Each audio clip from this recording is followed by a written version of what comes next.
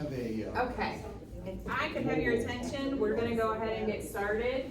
I wanna be, sensitive to everybody's time, and I appreciate, again, for those of you that weren't here, I appreciate everybody coming today. This is one of our first lunch and learns, since before the pandemic. We've tried to have them a couple times, and they just didn't happen to work out. So I'm super excited to have everybody here. We also are going to be recording it, so that we can do a podcast and have that put up on YouTube as well as our website. But I'd first like to just say, again, thank you to Bean and the Baker, because they provided our lunches. How was lunch? Great. Thumbs up. Okay, fabulous, wonderful. And again, I'm just gonna quickly reiterate, we have a couple different events that are coming up, only in Ravenna, which is a scavenger hunt throughout town that you can be a part of.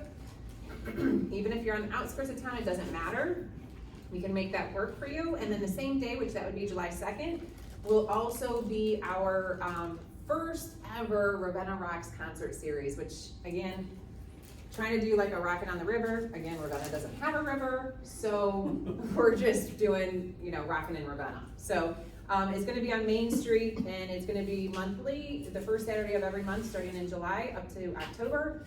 And we've gotten some really awesome feedback and some awesome musicians that are gonna be performing, and some local talent as well. So write down, if you have not filled out the paper that's been going around, please fill that out before you leave. But thank you for coming, and I would like to introduce Miss Tiffany Jones, who is the Community Employment Coordinator and Lead Facilitator for the Portage Employment Collaborative. So Tiffany is actually on the Ravenna Chamber of Commerce's board. Thankfully, she has been a new addition, and she's gonna go ahead and share with you, she's very, what's the best way? She thinks outside of the box. She's very creative. We have definitely seen the shortage. I think, who told me? Did you tell me? You're 35 people short. There's a huge shortage of employees right now. And so Tiffany has a really awesome idea that I'd love to see just sort of catapult like the ability to bring more people into the workforce and help out our employers so that more people can take their breaks and come to lunch and learns. All right?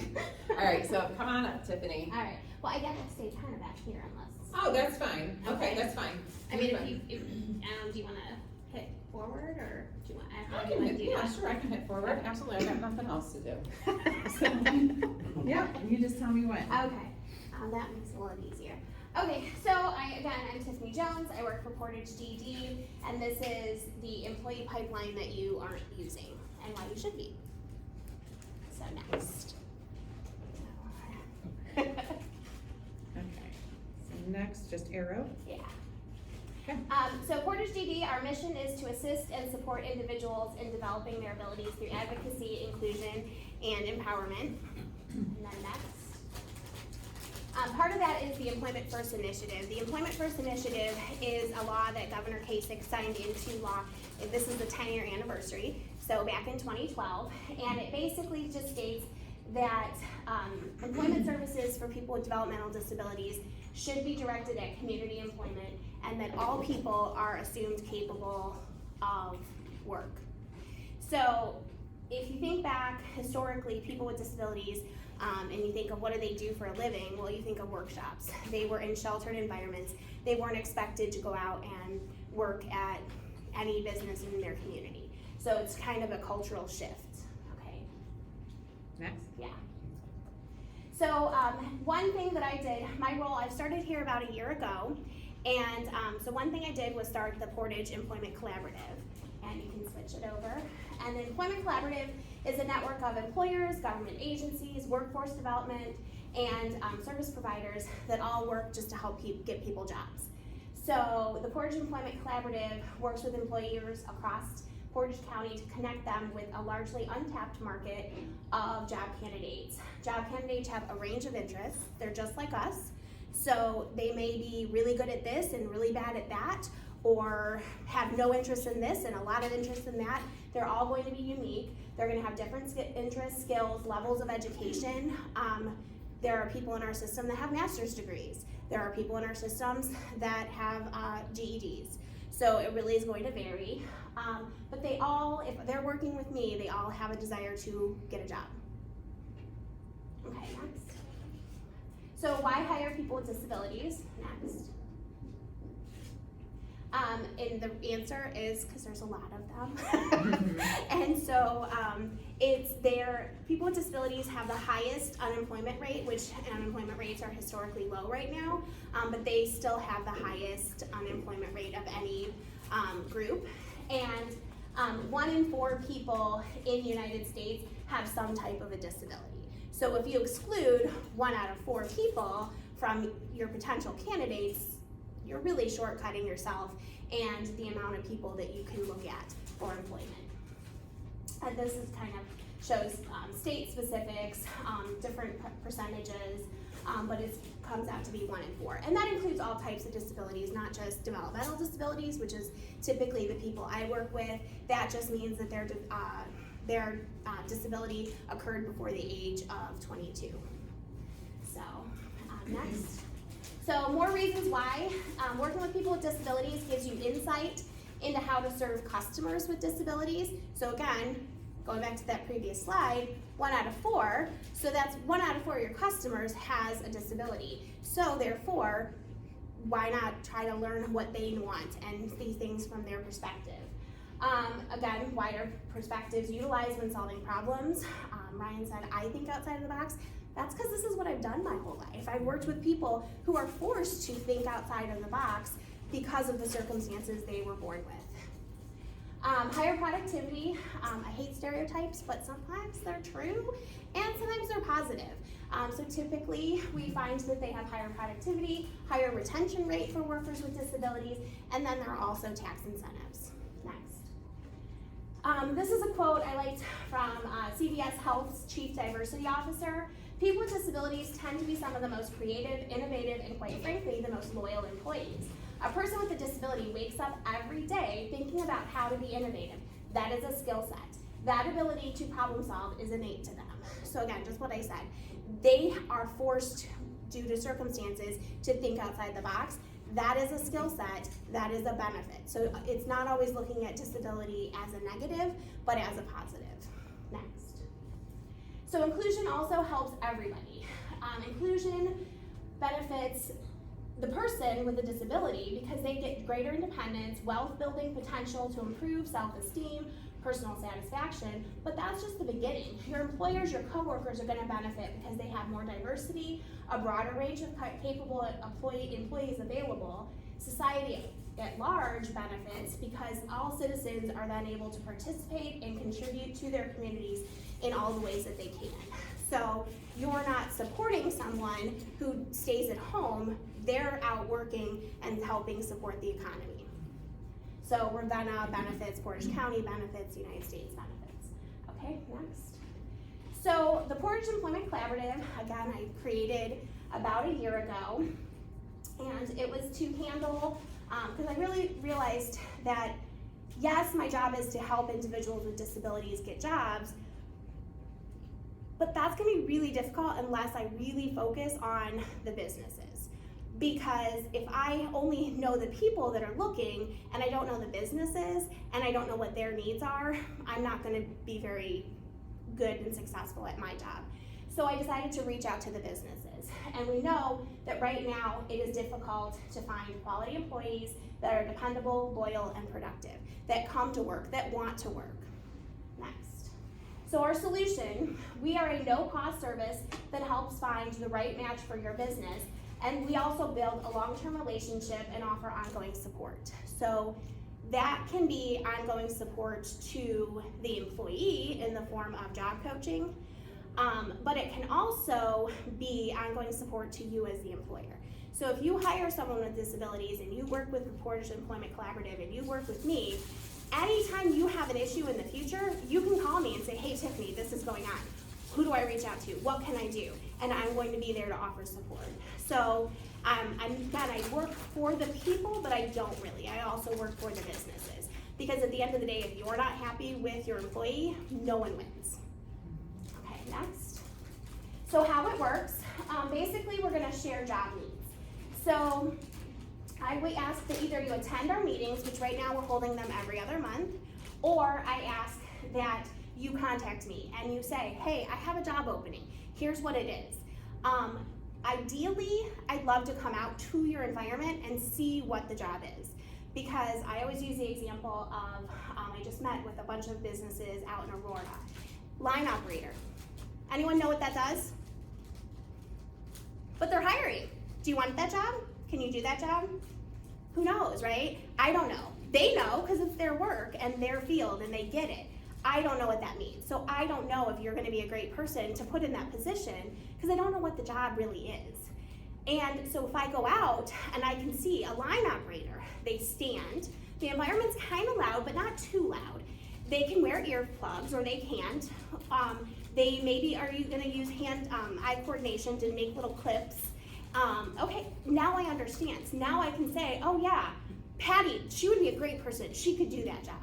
Oh, Ryan would not be good there. So once I come out and I see the job, then I can go through my head and my Rolodex, I can share the job and I know what that job is. So that's why I really ask that you invite me into your space so I can see the job, because that way I'm not just sharing line operator.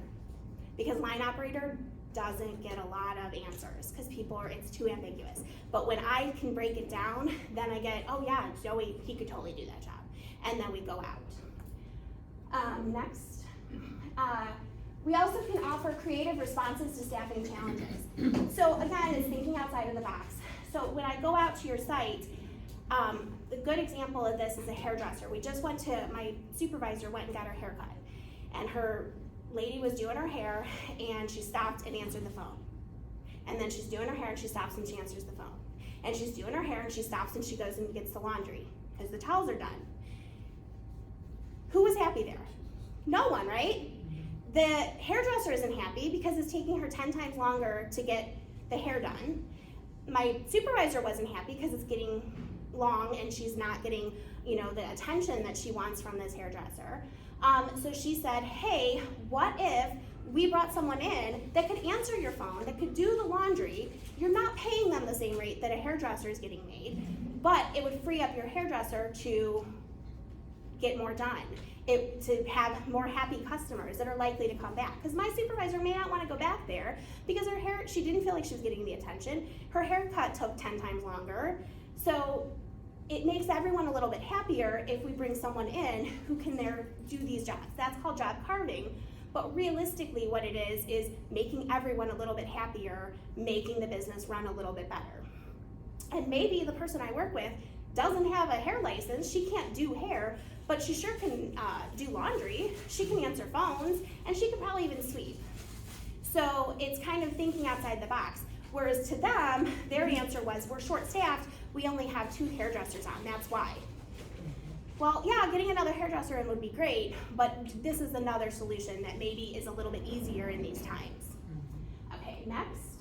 And truthfully, I mean, I'm gonna speak really quickly, but that probably wouldn't even necessarily solve the problem because still, the other hairdresser is gonna be doing hair. She's gonna be busy with her own clients, so it's not fixing the problem. It's not. Right. But to them, that's what the problem is, that now all of a sudden we only have 2 girls working. Right. Okay, but yeah, either way, someone's being pulled. So Right. just kind of looking at the situation from a different lens and saying, what if we did this? Yeah.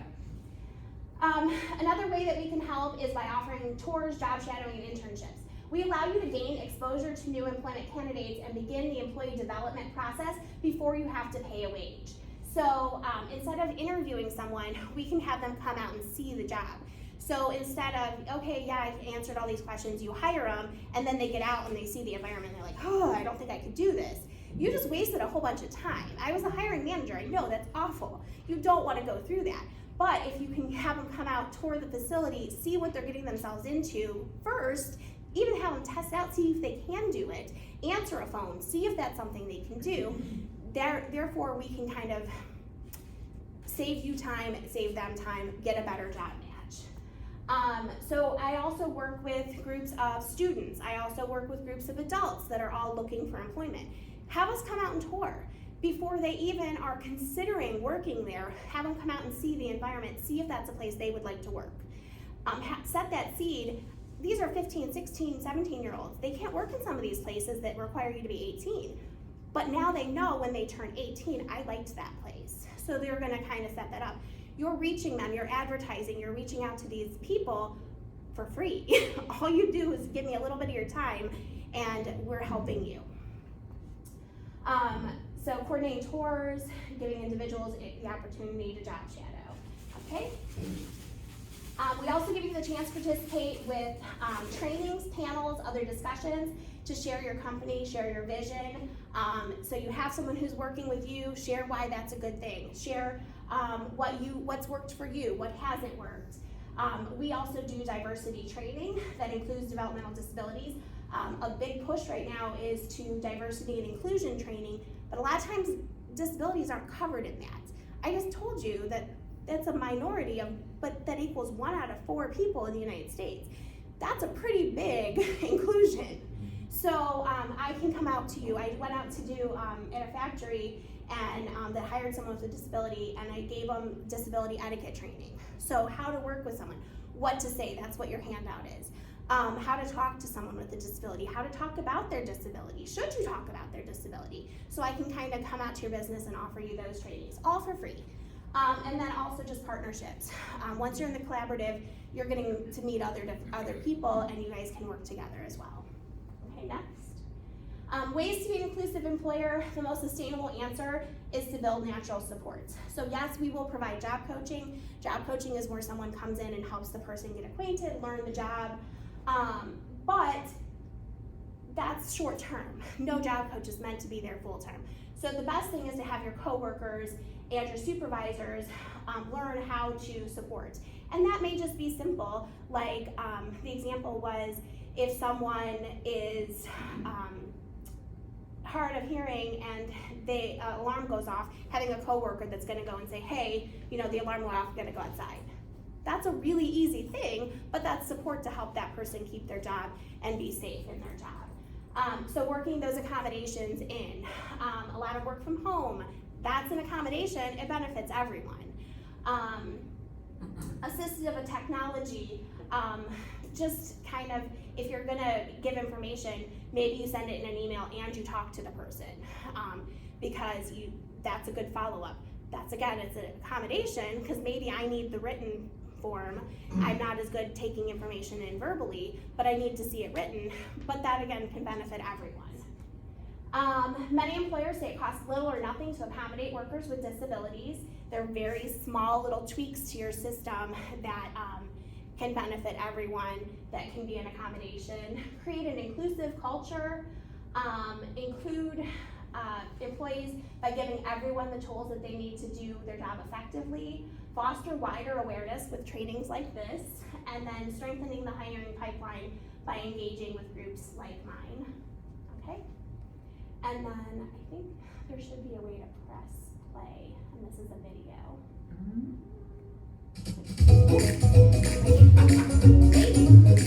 Scared me. Okay. So these are just some people working out in the community, so what does inclusion look like?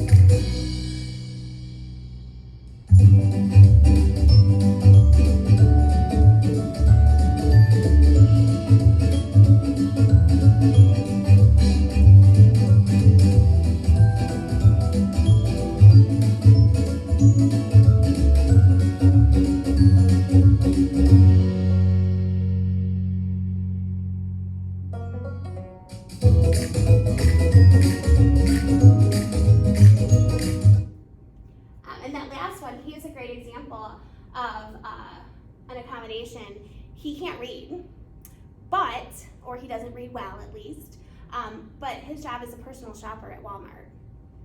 So he has a little handheld device that everyone uses, And when he gets an order, he scans it and it shows where the item is in the store.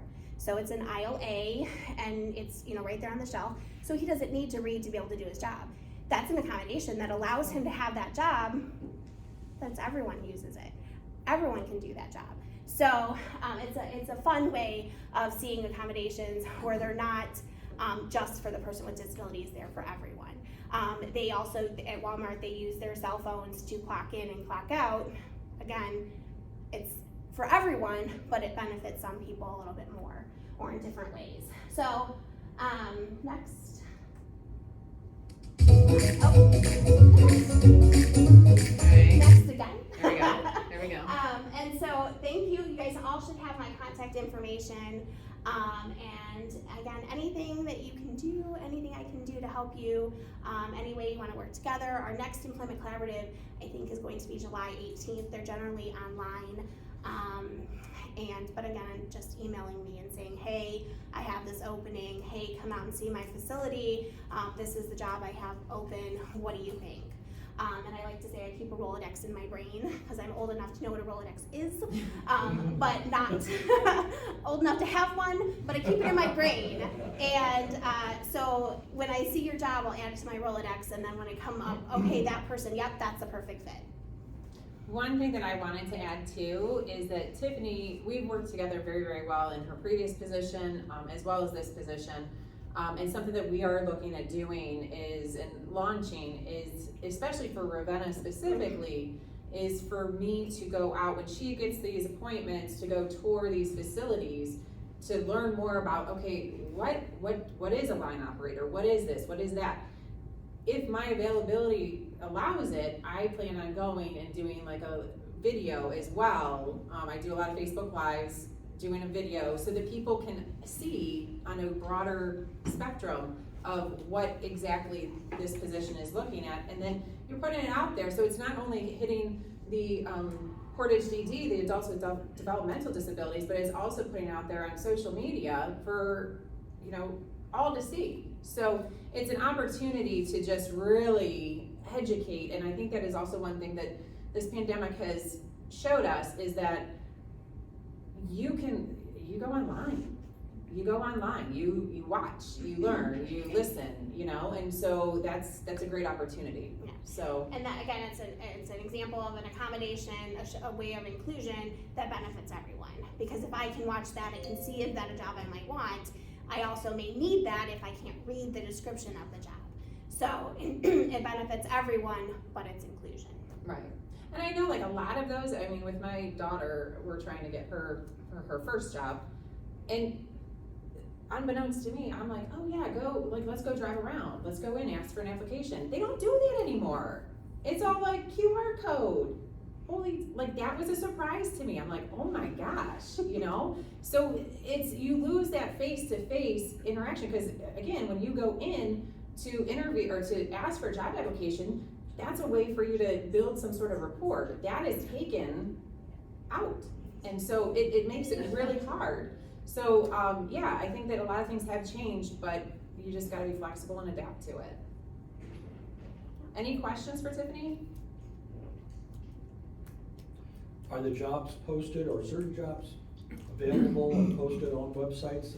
I don't have a posting per se. I do have what I call Working Wednesday, which that video showed. And so every Wednesday I feature an individual who's working out in the community. I go and I talk to them, I take their picture, I talk to their employer, see if their employer is hiring.